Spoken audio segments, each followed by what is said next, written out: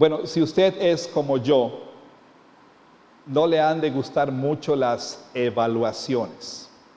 Y es que en la vida, querramos o no, nos guste o no, tenemos que ser sometidos de tiempo en tiempo a evaluaciones. Por ejemplo, tenemos que ir a un chequeo médico para que entonces el doctor pueda evaluar nuestro estado de salud y entonces pueda hacer un diagnóstico, pueda decir todo va muy bien, siga usted así, cuidándose, etcétera, o el médico le diagnostique alguna enfermedad, algún padecimiento y le prescriba el tratamiento a seguir. También los estudiantes tienen que someterse a evaluaciones regularmente, los llamados exámenes, ¿sí? Y bueno, no es algo que nos guste mucho. Yo recuerdo que cuando era estudiante de manera formal, pues no era muy agradable ni tampoco muy emocionante el pasar por los exámenes, sobre todo las pruebas semestrales y anuales, etc. También los trabajadores de tiempo en tiempo son evaluados, por supuesto. Tenemos que pasar por la evaluación del director de recursos humanos para ver cómo andamos en nuestro desempeño, etcétera, etcétera. Sin embargo, a pesar de que quizá no sea algo que nos guste mucho a algunos o que quizá para otros no sea un asunto de importancia, si bien las evaluaciones entonces no puede ser algo que disfrutemos, la verdad de las cosas es que todos nosotros, sin excepción alguna, continuamente estamos evaluando a otros. No nos gusta mucho someternos a la evaluación de otras personas, pero todo el tiempo estamos evaluando a otros. Y pudiéramos, por supuesto, mencionar muchos ejemplos. Aquí hay algunos profesores que de tiempo en tiempo tienen que evaluar a sus alumnos. Por supuesto, hay jefes que también de tiempo en tiempo tienen que evaluar el desempeño de sus empleados. Pero de manera más informal, de manera más casual, todos nosotros evaluamos la manera en que, por ejemplo, las personas están vestidas y sin ánimo y con el riesgo de ser juzgado como misógino, dicen por ahí, y una práctica muy común entre algunas mujeres, la mayoría de las mujeres, quizá una gran mayoría, es lo que algunos llaman el famoso escaneo, ¿no? ¿Y qué quiere decir esto? Que cuando una mujer, otra mujer, entra, digamos, vamos a decir aquí a la iglesia, ¿verdad? O algún otro círculo social, inmediatamente esto es lo que sucede. O sea, automáticamente así, el escaneo, y entonces la mujer llega a dos conclusiones. Una, no tengo nada de qué preocuparme. O la otra es, ay, Mentecata, ¿cómo estás tan delgada? Bueno, dicen que los hombres también hacemos tal cosa. Pero sea o no sea, exista o no exista el escaneo, la verdad es que juzgamos a las personas, evaluamos a las personas. Evaluamos cómo se visten, cómo lucen, pues cómo se conducen, cómo gastan su dinero, a dónde van, etcétera, etcétera. Todo el tiempo estamos haciendo evaluaciones, ¿sí?, de las personas. Y, verdad sea dicha, también todos nosotros los que asistimos a las iglesias, esta no es la excepción, nosotros no somos la excepción, también continuamente estamos evaluando, pues no solamente a las personas que están ahí con nosotros, también evaluamos a los que dirigen, al que canta, al que toca, y que se ve que no se preparó, no se sabe la canción, no le llega al tono, en fin, o estamos evaluando al predicador, estamos evaluando al músico, estamos evaluando al maestro, al líder de tal ministerio, y por supuesto, todo el tiempo estamos evaluando a nuestros pastores, todo el tiempo. Ahora, esto no es algo nuevo, no es algo que empezó a suceder hace unos años, ni siquiera hace un siglo. El apóstol Pablo mismo, durante su tiempo y durante su ministerio particularmente, a los corintios, Pablo enfrentó la evaluación de su congregación. No solamente enfrentó la evaluación de su congregación, sino que Pablo estaba siendo juzgado por su congregación. Ciertamente, como ya hemos visto, el apóstol Pablo estaba lidiando con el faccionalismo en la iglesia, con las divisiones en la iglesia. También el apóstol Pablo de manera personal estaba enfrentando el continuo y duro juicio de los creyentes o de los que se congregaban en la iglesia de Corinto. Hay varios lugares en los que Pablo habla de esto en su correspondencia a los corintios o con los corintios.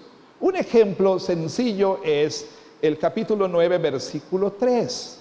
Ahí el apóstol Pablo dice: contra los que me acusan, esta es mi defensa. Contra los que me acusan, esta es mi defensa. Y el verbo que Pablo usa ahí es un verbo que tiene la idea de estar examinado, ¿sí?, para ser sometido a juicio. Pablo enfrentaba las críticas de la congregación, duras críticas. En particular, al apóstol Pablo se le menospreciaba. Se le menospreciaba cuando era comparado con los filósofos y los oradores de la época, y también cuando era comparado con Apolos. Bueno, usted se preguntará, si no está familiarizado con las Escrituras, ¿quién es Apolos? Apolos era un predicador, un ministro de la palabra, quien había llegado a Corinto después de que el apóstol Pablo fundó la iglesia. Y Apolos era un hombre elocuente. En la Biblia es descrito como un varón poderoso en palabra. Y como él se crió en Alejandría, era un hombre bastante intelectual. Era esa combinación del intelecto de R.C. Sproul con la pasión de John Piper. O sea, era un híbrido así de los que no se encuentran mucho. Y entonces, pues Pablo aparentemente no era muy elocuente y su predicación era demasiado elemental, demasiado sencilla. Y esto como que no era bien recibido por aquellos que, como ya hemos dicho varias veces, pues favorecían la elocuencia, la retórica y la filosofía. Así que Pablo enfrentaba estas críticas. O sea, no solamente Pablo estaba lidiando con gente que estaba idolatrando a algunos líderes en la iglesia, sino que al mismo tiempo estaba lidiando con otros que tendían a degradarle, a menospreciarle, a infravalorarle y a despedirle. Y en medio de todo esto, el apóstol Pablo enseña a la iglesia de Corinto cuál debía ser la relación apropiada que ellos, los creyentes, debían tener con sus líderes y cómo sus líderes deberían relacionarse con la iglesia. Esto es lo que Pablo ha estado enseñando desde el capítulo 3. Podemos notar que en el capítulo 4, Pablo no comienza una nueva unidad así del todo, sino que continúa lo que ha estado enseñando. Usted puede ver, si tiene la versión Reina Valera, por ejemplo, que él dice: así pues. O sea, él continúa lo que ha estado diciendo. Él va a abordar entonces dos temas que él ha estado enseñando con respecto a cómo líderes de la iglesia y gente en la iglesia deben relacionarse los unos con los otros. Los dos temas de cómo deben ser vistos los líderes y, por supuesto, la rendición de cuentas que estos líderes habrán de dar al Señor. Él continúa con estos temas. Y entonces el apóstol Pablo llama a los corintios a entender una verdad muy importante, la cual también el Señor nos llama a entender esta mañana, esta tarde. ¿Por qué? Porque como la gente en Corinto, como dije hace un momento, también nosotros quizá podemos ir a extremos cuando se trata de los líderes en la iglesia. Es decir, algunos quizá podemos tener la tendencia a poner a los líderes en un pedestal, a tratarlos como si fueran celebridades, a idolatrarlos, mientras que al mismo tiempo degradamos o denigramos a otros líderes de la iglesia.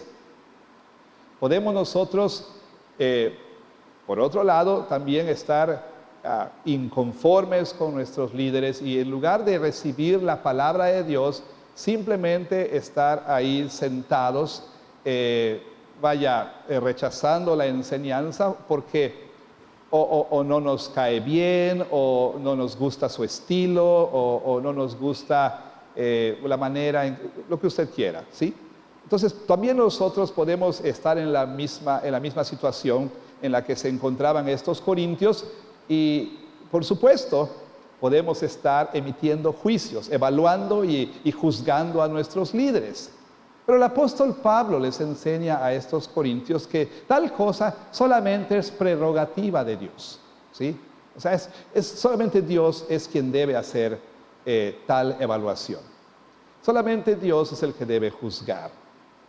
Y al mismo tiempo, entonces, el apóstol Pablo nos llama a no apresurarnos a emitir juicios. Y para ello, entonces, Pablo responde unas preguntas básicas, fundamentales, que tienen que ver con la relación entre líderes y los miembros de la iglesia. Pero antes de que usted decida apagar su cerebro y decir, bueno, no tengo por qué escuchar esto, porque pues yo no soy un líder en la iglesia, o bueno, esto no tiene nada que ver con lo que estoy pasando esta semana. Las preguntas que yo quisiera fueran contestadas el día de hoy es, ¿dónde voy a encontrar para pagar la renta que ya se aproxima? ¿Qué debo hacer para remediar ese problema que tengo con mi esposa o con mi vecino?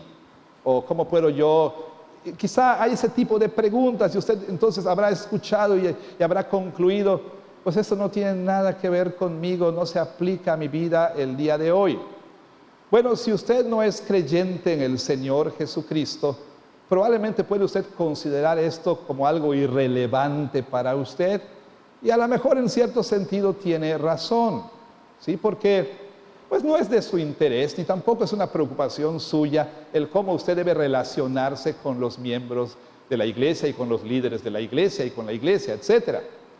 Pero aún así, quizá usted ha escuchado, quizá usted ha visto, quizá ha asistido a alguna iglesia y entonces vio que o los líderes trataban mal a la gente, los líderes se enseñoreaban de la iglesia, abusaban de la iglesia de muchas maneras, o pues usted formó parte de esa iglesia y oyó cómo los mismos miembros pues regularmente participaban de una dieta de guisos al pastor. O sea, todo lo que almorzaban tenía que ver con el pastor, o sea, la sobremesa del pastor, ¿no? Cena, el pastor, y el pastor. Entonces, usted participó quizás en las reuniones y le desagradó oír cómo los mismos miembros se quejan de sus líderes, etc. Bueno, si usted es alguien que se ajusta más o menos a esta descripción, pues le conviene escuchar lo que he dicho. Además que usted también debe prestar mucha atención a un hecho que tiene que ver con todos, seamos creyentes o no, de lo cual hablaré al final de este sermón. Pero por otro lado, usted como líder de la iglesia tiene que escuchar lo que el apóstol Pablo nos dice. Y si no es líder, también usted tiene que escuchar lo que el Señor dice. ¿Por qué? Porque tiene que ver con todos nosotros, como hemos de ver en un momento. Entonces, ¿cuáles son esas preguntas? Preguntas que nos ayudan a entender la relación correcta, apropiada que debemos tener los líderes con la iglesia y la iglesia con los líderes. Bueno, en primer lugar, la primera pregunta es, ¿cómo debemos considerar a los líderes de la iglesia? ¿Cómo? Vea que dice el apóstol Pablo, capítulo 4, versículo 1. Así pues, ténganos los hombres por servidores de Cristo y administradores de los misterios de Dios. Ténganos los hombres por servidores de Cristo y administradores de los misterios de Dios. Como dije hace un momento, no desliguemos lo que el apóstol Pablo está diciendo aquí con todo lo que él ha estado enseñando anteriormente. Recuerde, no pierda de vista cuál es el problema. El problema superficial es el faccionalismo, las divisiones, ¿sí? Los diferentes grupos que se habían formado alrededor de diferentes líderes de la iglesia. Y entonces cada uno de estos decía que su líder era mejor que el de los otros. Y había celos y contiendas y divisiones, etc. La misma gente de la iglesia quizá había adoptado la actitud muy común que encontramos en las iglesias. ¿Quién predica ese domingo? Pablo, no, voy el próximo domingo, ¿no? ¿Cuándo predica Apolos? Dentro de 2 domingos. Pues yo voy el próximo. Esta era la actitud de la gente en Corinto y este era el problema. Y Pablo nos ha dicho que el problema subyacente, el problema real, el problema más profundo es que estos corintios estaban adoptando la sabiduría del mundo y estaban siguiendo la sabiduría del mundo y se estaban conduciendo en la iglesia de acuerdo a los valores y costumbres de los no creyentes. Ese era el problema más profundo. Y Pablo ha estado abordando este asunto y ha estado enseñando acerca de esto. Y entonces él quiere ser bien claro. Porque estaban los de Team Pablo, Team Apolos, Team Pedro. Y los idolatraban y demás. Pero otros, como dije, estaban denigrando sobre todo al apóstol Pablo. ¿Cómo deben tener los creyentes, los miembros de las iglesias, a sus líderes? ¿Cómo los deben considerar? Bueno, Pablo dice, usando 2 imágenes, 2 ilustraciones. Hay más en el Nuevo Testamento, por cierto. Hay muchas otras maneras en las que el Nuevo Testamento describe aquellos ministros que el Señor ha llamado a su servicio. Pero aquí Pablo escoge 2. Dice, ténganos. ¿Cómo debe tener usted a su líder, a su pastor, a su anciano, en fin? Ténganos, dice el apóstol Pablo, número 1, por servidores de Cristo. Por servidores de Cristo. Interesantemente hay un cambio de vocabulario aquí que obviamente no se nota en español, pero en el idioma original del Nuevo Testamento, el griego, es notable. Porque Pablo no usa una palabra que ha venido usando, que es la palabra diáconos, de donde tomamos la palabra diácono, que quiere decir servidor, ministro, etc. Ni tampoco usa una palabra muy común para referirse a un siervo, la palabra doulos, que significa siervo o esclavo. Él usa una palabra, la voy a decir porque, bueno, tal vez viene al caso, hupereitas, una palabra interesante, que es una palabra compuesta, y una palabra que describe a un remero, alguien que rema, no sé si es la palabra indicada, en un barco, ¿sí? Estos barcos, quizá usted los puede dibujar en su mente, que eran impulsados por diferentes hombres que remaban en lo que se conocían como las galeras, ¿sí? Galeras para los locales son los restaurantes donde venden ceviche aquí.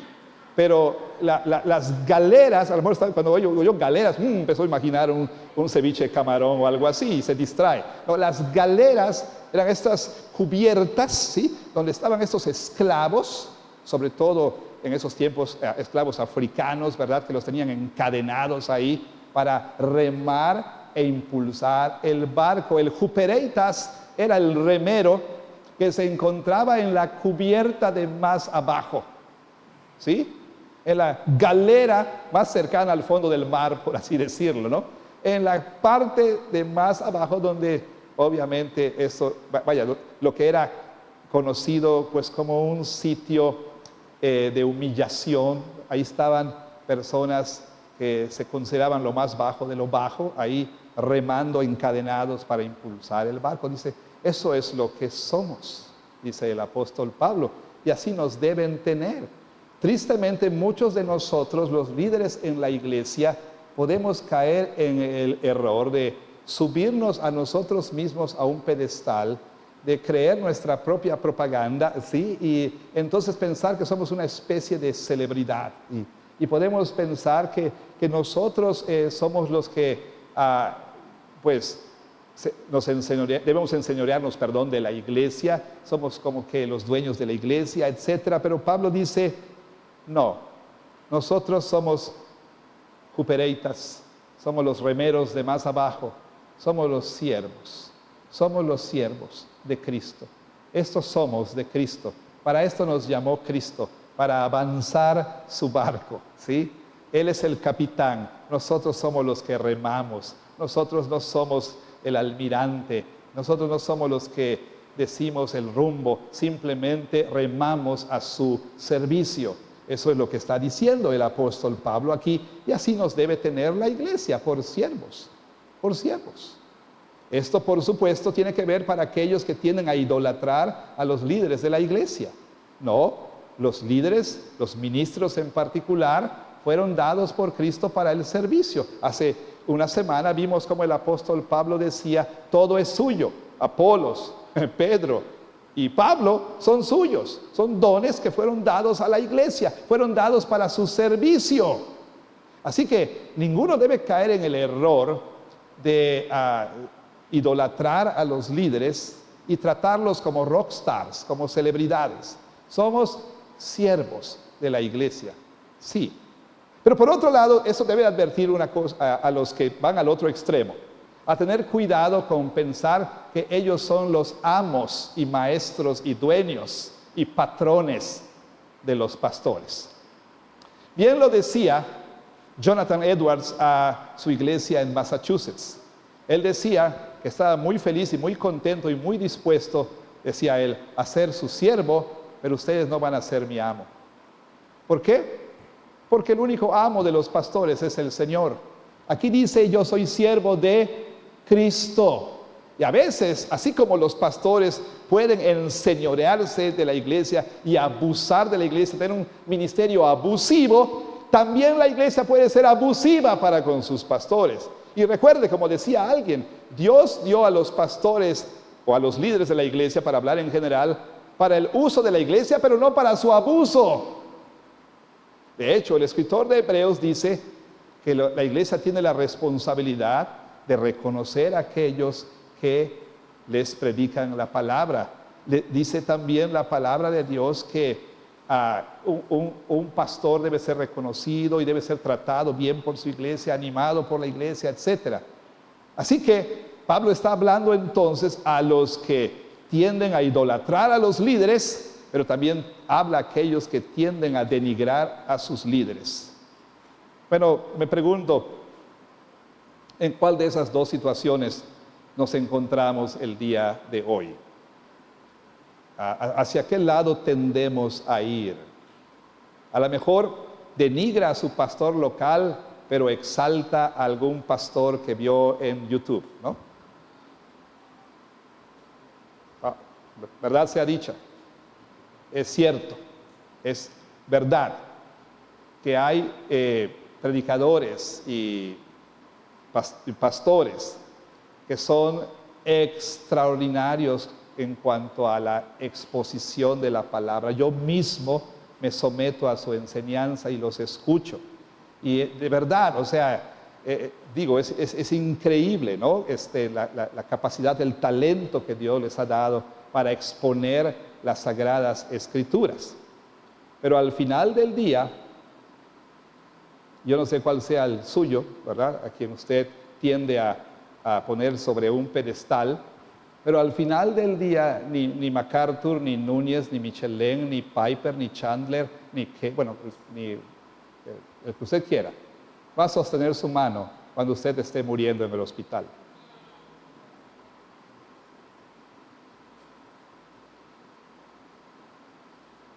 Sí, yo sé que quisiéramos, como dije hace un momento, pues si pudiéramos tener una combinación, quisiéramos tener el intelecto de Sproul, claro, la pasión de Piper, quisiéramos nosotros tener la franqueza de Paul Washer, o sea, quisiéramos tener una persona que tuviera todos esos dones. Y entonces a veces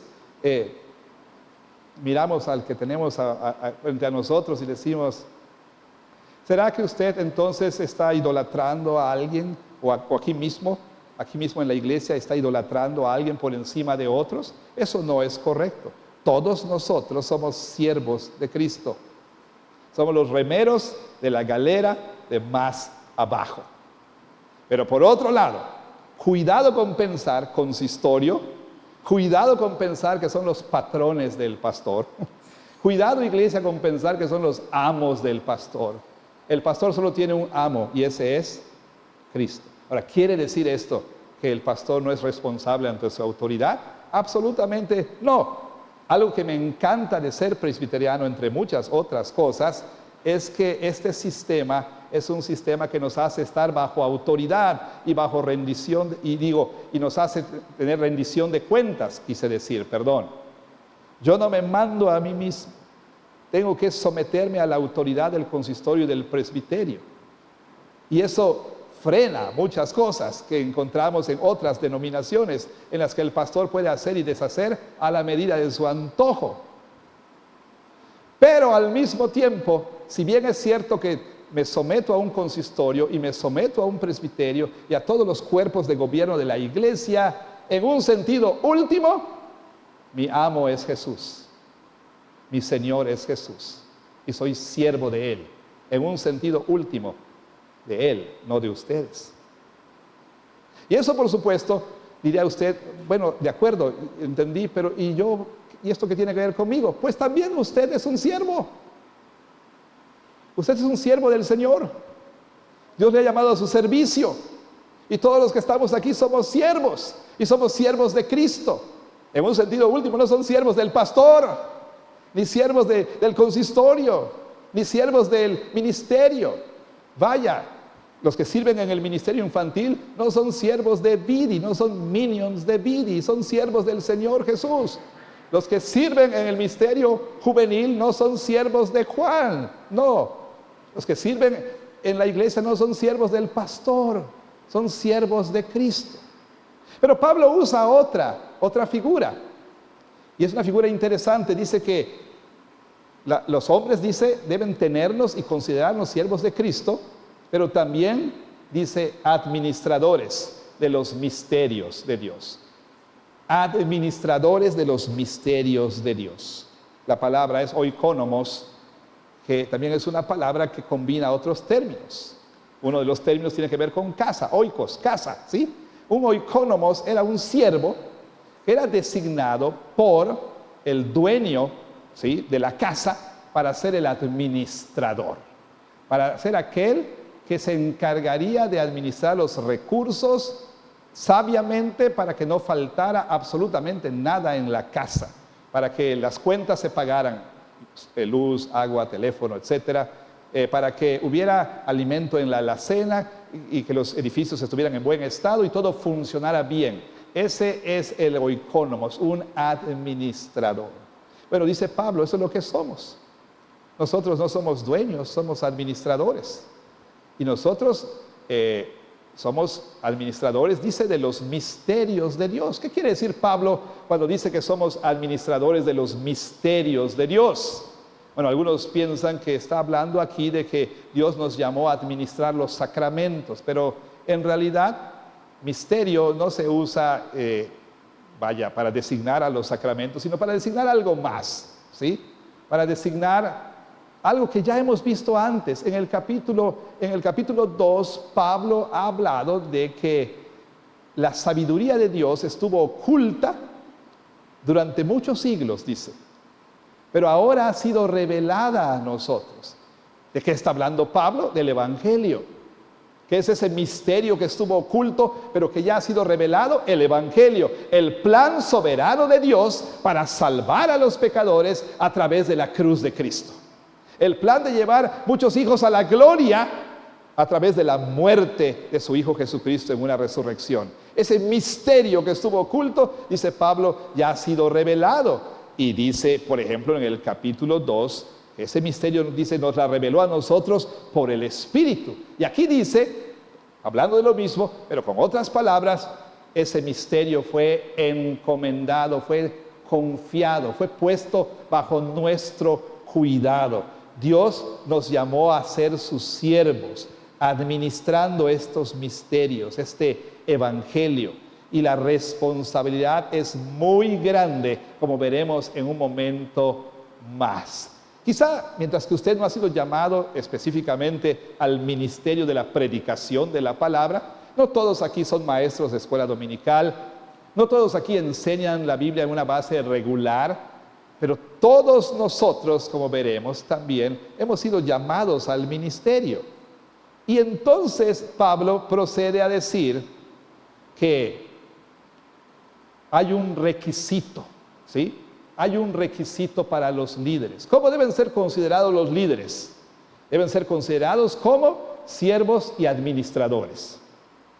Pero también entonces Pablo dice que hay un requisito, hay algo que Dios requiere, hay algo que Dios demanda de sus líderes en la iglesia y por extensión de todos nosotros. Versículo 2, note, ahora bien, porque está muy bien que seamos siervos, que seamos administradores, pero Pablo dice, hay algo que se requiere.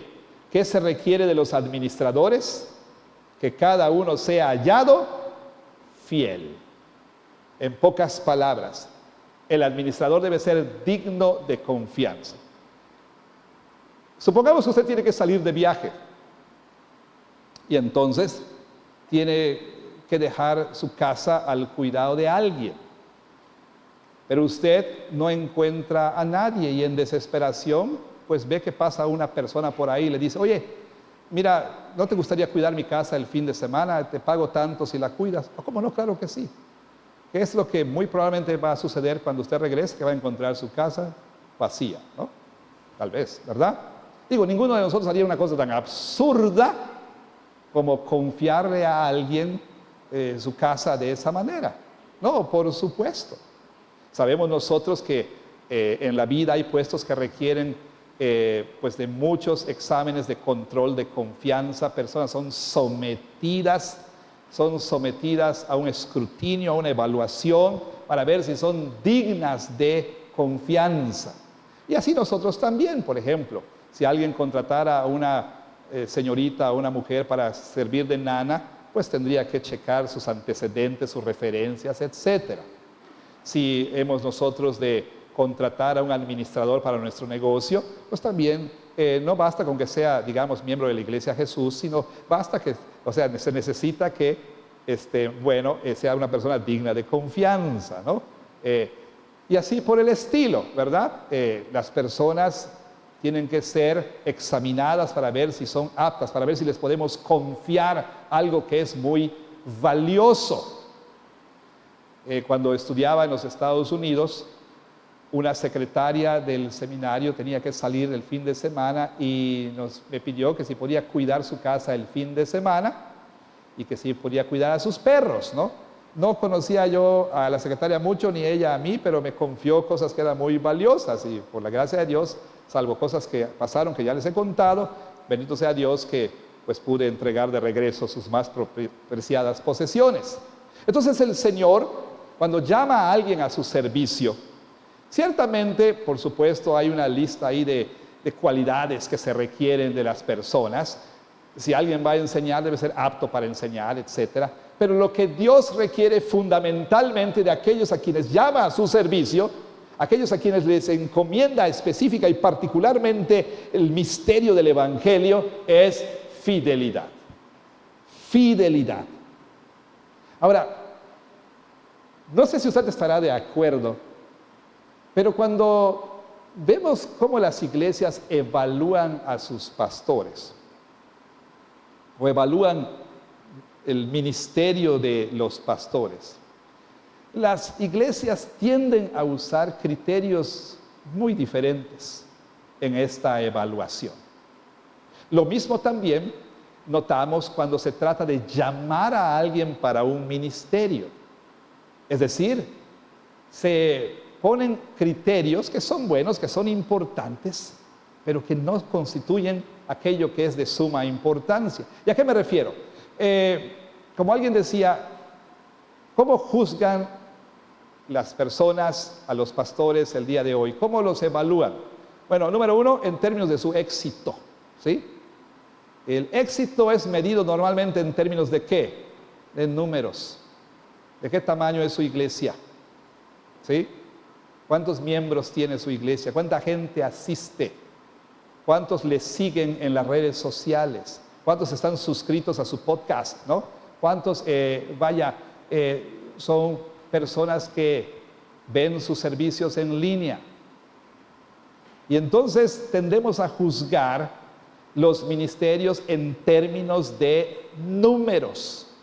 Ahora, parece algo muy extraño usar los números como criterio, cuando ya hemos visto cómo el apóstol Pablo dice que, usando una de las figuras que él nos mostró para la iglesia, en el capítulo 3, lo más que un pastor, un líder en la iglesia puede hacer es sembrar y regar.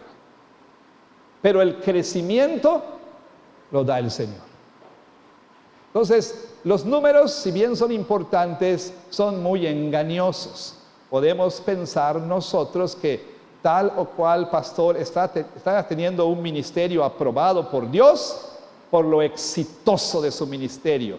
¿Y cómo sabemos que es exitoso? Por la cantidad de gente que asiste a su iglesia y por la cantidad de gente que le sigue en las redes sociales.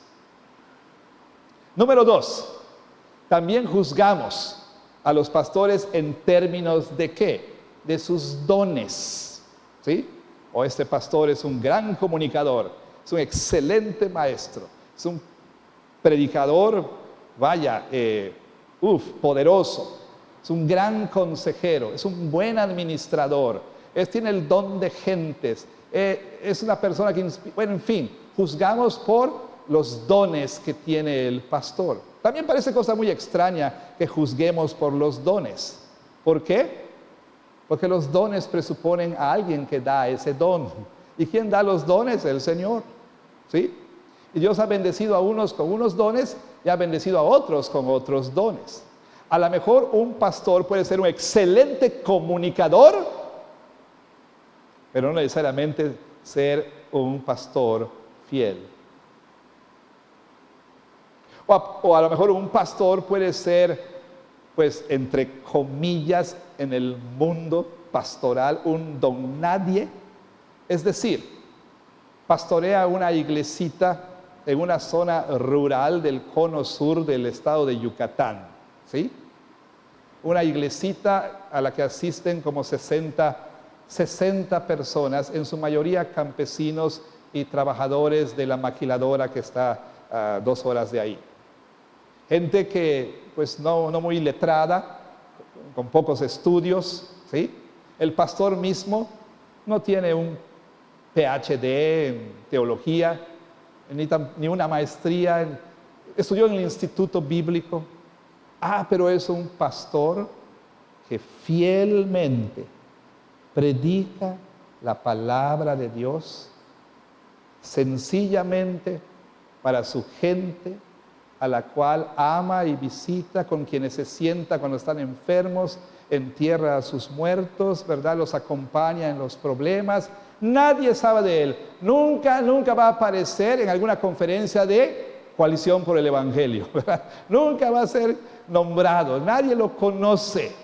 Pero a lo mejor este pastor que no tiene tantos dones es un predicador fiel de la palabra de Dios. Es un pastor fiel de la palabra de Dios. Entonces, el asunto es fidelidad, no éxito medido en términos del mundo, ni tampoco dones. Y algo más. Tercer ejemplo, no voy a mencionar muchos. También tendemos a juzgar en términos de ¿qué? En términos de personalidad y carisma, ¿sí?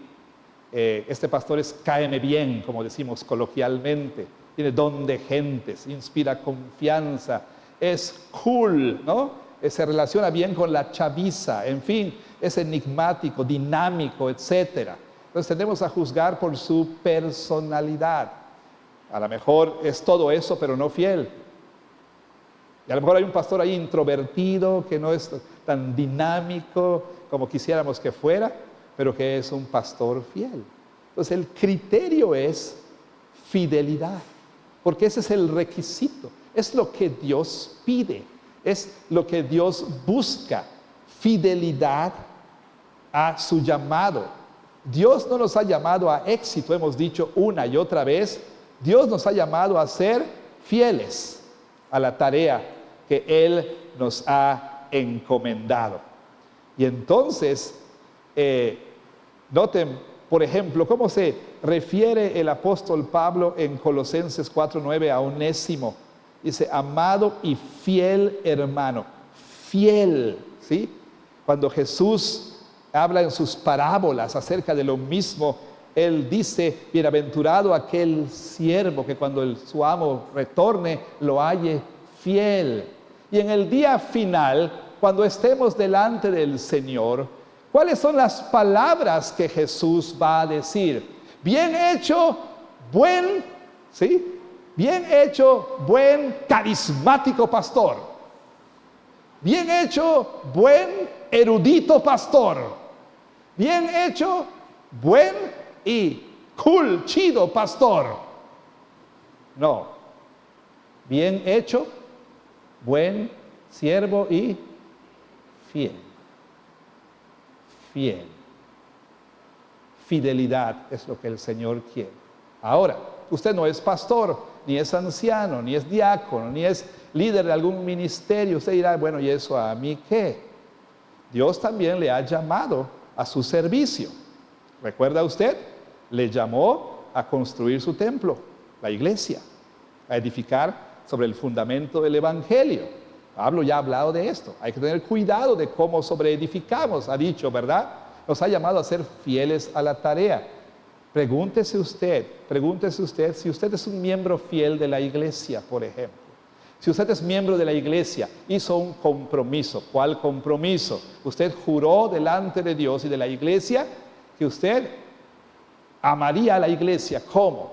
Adorando fielmente los domingos, ministrando, sirviendo en la iglesia, ¿no es cierto? Usando sus dones en la iglesia. Usted prometió también que aprendería la palabra de Dios privadamente y con otros hermanos en las oportunidades educativas de la iglesia. Y prometió también que usted sostendría su iglesia con su tiempo, con sus talentos, con su tesoro, ¿verdad? Que sería un miembro que apoyaría a la iglesia. La pregunta, si usted es miembro de la iglesia, ¿está siendo fiel? ¿Es un miembro fiel? ¿Asiste fielmente a la iglesia? ¿Lleva a cabo lo que prometió fielmente? Si eres parte de un ministerio, si en cuna atiendes a los niños, ¿eres fiel a lo que Dios te llamó a hacer? ¿O pediste ese ministerio para no estar en el culto y no ir al pastor? ¿Sí? Y cuando estás ahí, ¿lo tomas con seriedad?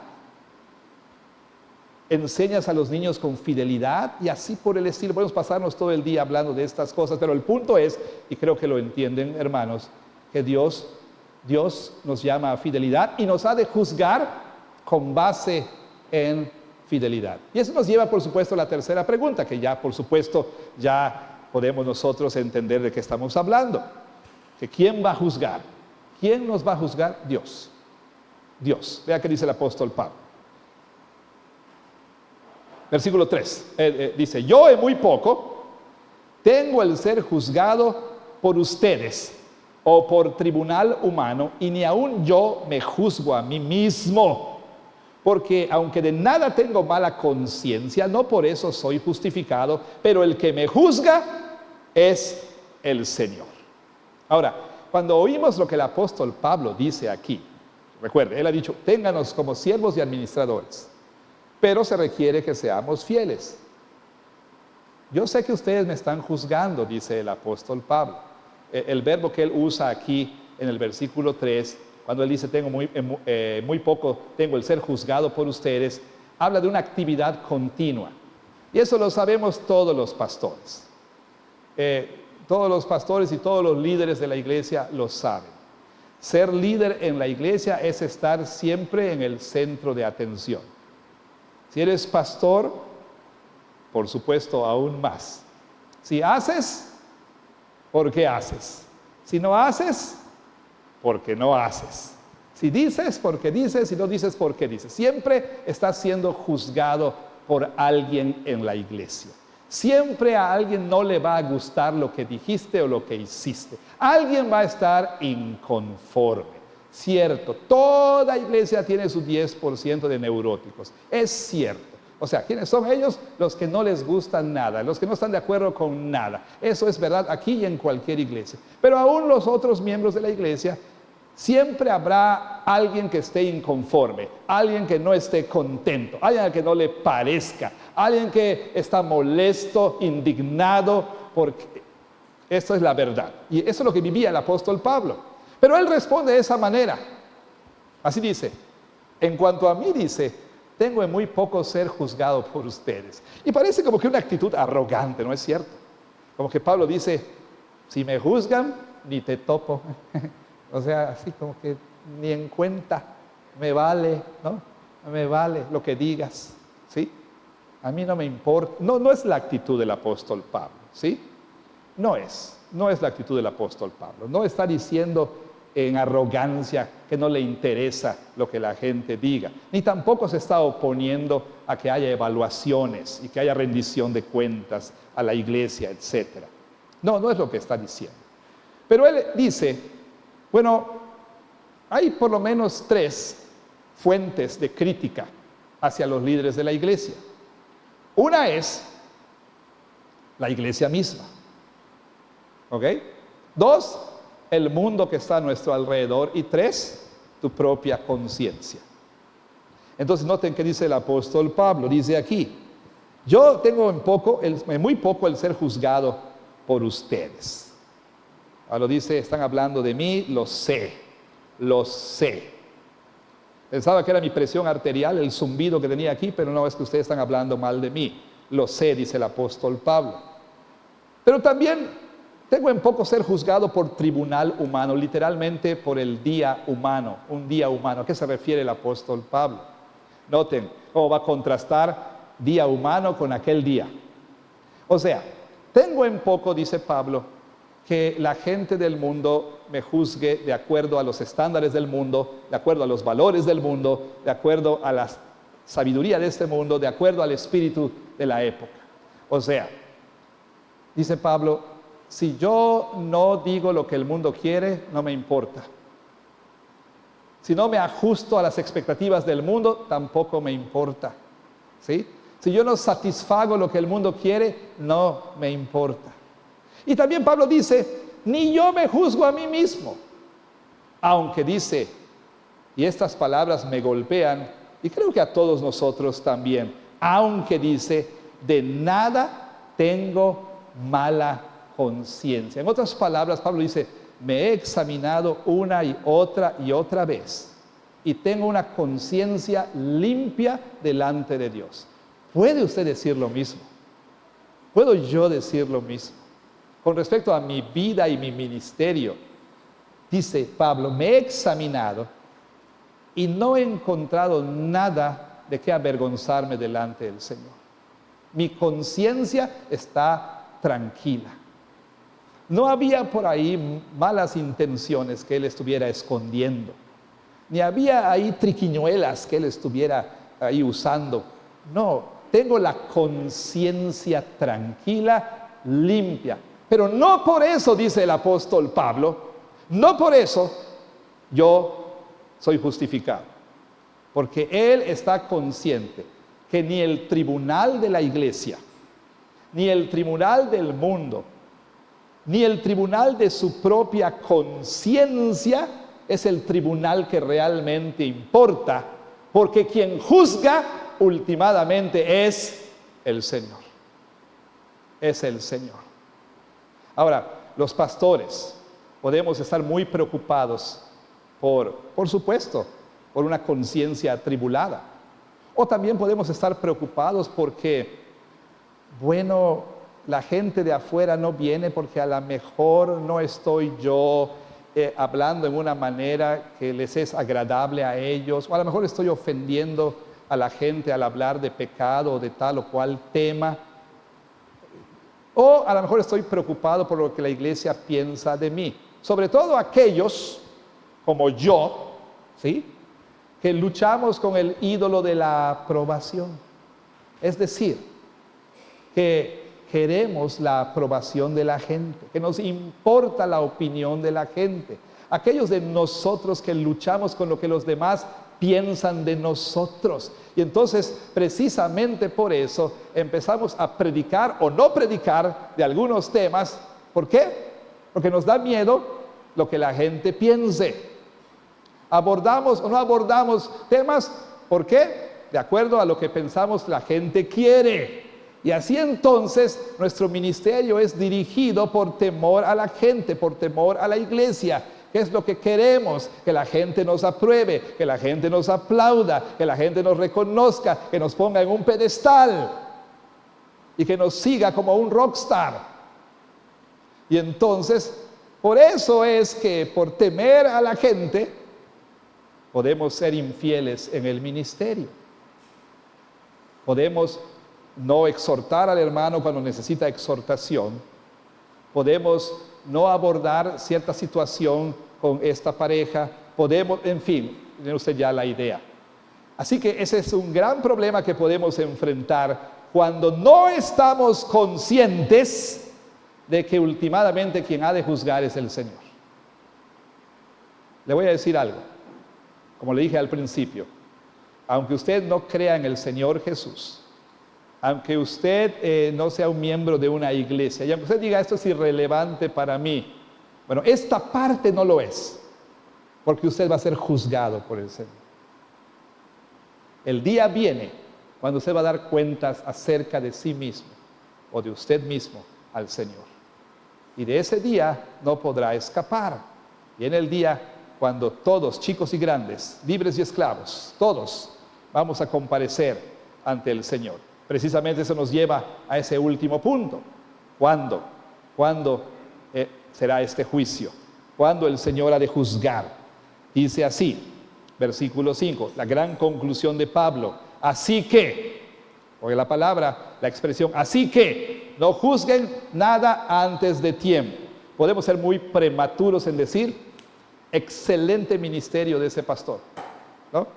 ¿Por qué lo juzgamos de acuerdo a nuestros estándares, ¿no? O a los estándares del mundo. Excelente ministerio.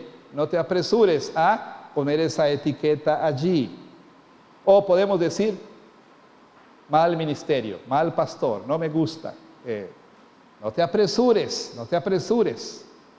No te apresures, dice el apóstol Pablo, a alcanzar conclusiones erróneas, a poner etiquetas. No juzgues, dice, nada antes de tiempo, hasta que venga el Señor.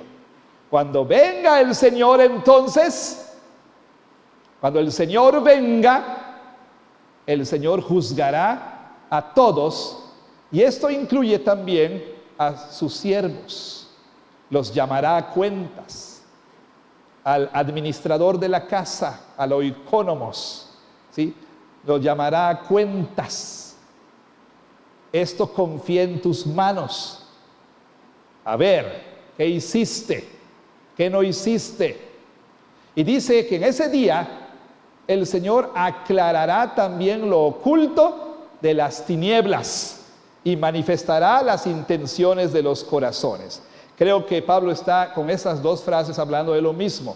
O sea, la segunda parte explica lo que la primera ilustra. Dice, en ese día Él va a aclarar lo oscuro de los corazones. ¿Cómo? ¿Cómo? Poniendo de manifiesto ¿qué? Las intenciones de los corazones. ¿Qué es visible? El talento del pastor, ¿no? O la falta de talento, ¿sí? ¿Qué es visible? La elocuencia del pastor o la falta de elocuencia, ¿no? ¿Qué es visible? Los dones del pastor o la falta de dones y así por el estilo. Pero lo que no es visible es sus intenciones, sus motivaciones. De la misma manera, cualquier líder de la iglesia, líder de niños, de jóvenes, de adultos, de mujeres, de varones, ancianos, diáconos, etcétera, por supuesto, en aquel día el Señor pondrá ahí de manifiesto. Ahora yo espero, de verdad, deseo de todo corazón, que sea así como que en esos realities, ¿no? Que te llamen al confesionario, ¿no? Y que te llamen ahí para que des cuenta de manera privada y que te llamen a una cámara secreta, o como Aslan hizo con Edmond, ¿no? Lo llamó aparte y ahí habló con él. Pero mucho me temo que no va a ser así. Mucho me temo que este va a ser un juicio público, en el cual uno a uno daremos cuenta ante Dios. Y entonces el exitoso pastor a lo mejor será recompensado como fiel. O el exitoso pastor será revelado como alguien infiel. Y de la misma manera, todos ustedes, todos los que están aquí, todos, absolutamente todos van a ser juzgados y Dios va a revelar lo oculto de su corazón. Lo oculto con respecto a la relación que tenía con sus líderes. Que mientras que a su pastor lo saludaba con una sonrisa el domingo, al mismo tiempo estaba diciendo, lo soporto, ojalá ya se lo lleven de aquí, ¿no? Al mismo tiempo, por supuesto, que usted decía, pastor por aquí, pastor por allá, David es mi pastor, pero en el almuerzo después del culto, el tema fue el pastor. Lo mismo el Señor va a llamar al pastor a cuentas y va a revelar los secretos del corazón del pastor y de todos los líderes y de todos nosotros, sin excepción alguna. Entonces esto nos llama a ser sobrios y a reflexionar y pensar, sobre todo a los líderes que tenemos más responsabilidad, pero ninguno ha de escapar. Usted como padre, usted como madre, usted como esposo, como esposa, tú como hijo, como estudiante, como empleado, como patrón, todos nosotros daremos cuenta a nuestro Señor. Y termina el apóstol Pablo diciendo, aquí termina con un incentivo, y cada uno dice, entonces recibirá su alabanza de Dios. Estamos acostumbrados todos a oír que nuestro deber es alabar al Señor, nuestro llamado es alabar al Señor, pero nunca hemos quizá oído que Dios nos alabe a nosotros. Suena como herético, ¿no es cierto? Pero en ese día cada uno recibirá su alabanza, su felicitación de parte del Señor. ¿Y qué es lo que queremos escuchar del Señor? ¿Qué queremos que salga de sus labios después de esa rendición de cuentas? Cuando Él revise nuestro servicio, cuando someta, como vimos anteriormente, al fuego del escrutinio, a la evaluación, ¿sí?, nuestro ministerio. ¿Qué queremos que al final el Señor diga? Queremos que diga, bien hecho, buen siervo y fiel. Sobre poco me fuiste fiel, sobre mucho te pondré, entra en el gozo de tu Señor. Esas palabras queremos oír de los labios del Señor. Entonces, ¿qué hacemos o qué debemos hacer? Bueno, número uno, debemos pausar y debemos nosotros evaluar nuestra vida. Nuestra vida, seamos líderes o no. ¿Cuál es el criterio? Fidelidad. ¿Fidelidad a qué? ¿Y a quién? A la tarea que el Señor nos ha dado. Como madre está siendo fiel, como esposa está siendo fiel, como maestro de escuela dominical, como líder de niños, como diácono está siendo fiel, como pastor estoy siendo fiel. Es lo que tenemos que hacer, sabiendo que es el Señor que nos ha de juzgar. Examínese, hermano, hágase estas preguntas, hágaselas seriamente. Número dos, también lo que necesitamos es considerar la manera en que nos relacionamos con nuestros líderes aquí en la iglesia, ¿sí? ¿Cómo considera usted a sus líderes en la iglesia? ¿Cómo se relaciona con ellos? Pregúntese, ¿estoy idolatrando a mis líderes o estoy denigrando a mis líderes? ¿Cómo los tengo? ¿Cómo los debo tener? ¿Cómo debo relacionarme con ellos? ¿Sí?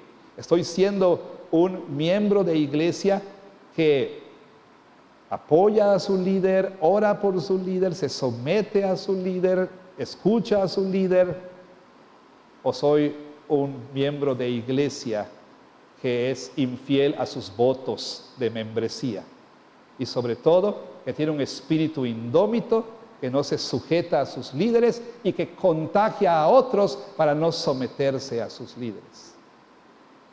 Pregúnteselo, haga un análisis acerca de usted. Y por último, como dije, creyentes o no, sepamos que viene el día cuando el Señor va a juzgarnos.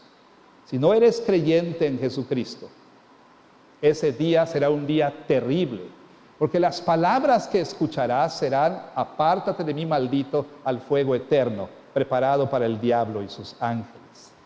Por eso te llamo en el nombre del Señor, le llamo a usted a reconsiderar su vida, a arrepentirse de sus pecados y a entregar su vida a Jesucristo.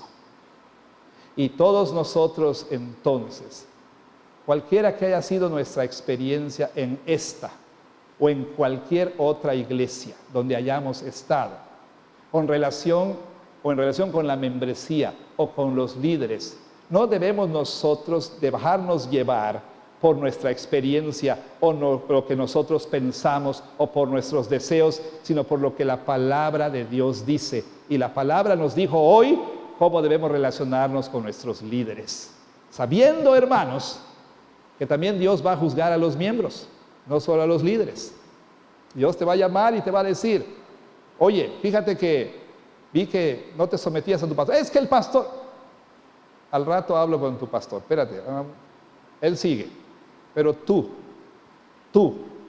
me prometiste un domingo, 14 de octubre del 2007, eran las 11:45 de la mañana, ¿sí? Con 27 segundos, te hicieron la pregunta: ¿prometes delante de Dios y de la iglesia que vas a adorar, que vas a ministrar, que vas a aprender, que vas a sostener? Sí, dijiste.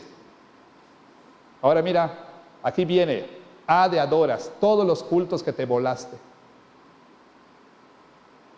Aquí viene todos los ministerios que rechazaste. Pero espérame, vamos a hablar de los que aceptaste. Mira, esta era la intención con la que hacías. Sí, eras voluntario en cuna porque querías volarte el sermón, nada más por eso. Es la realidad. A mí no me vas a engañar.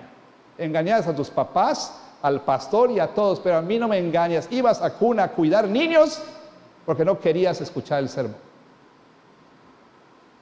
A ver, aprender. No asistías a la escuela dominical, ¿por qué? Que porque ya fuiste en la mañana, que porque no tienes necesidad, que porque te aburres, que porque lo otro. Sostienes, mira, aquí está tu reporte financiero. Esto ganaste durante toda tu vida y este es el diezmo que me diste.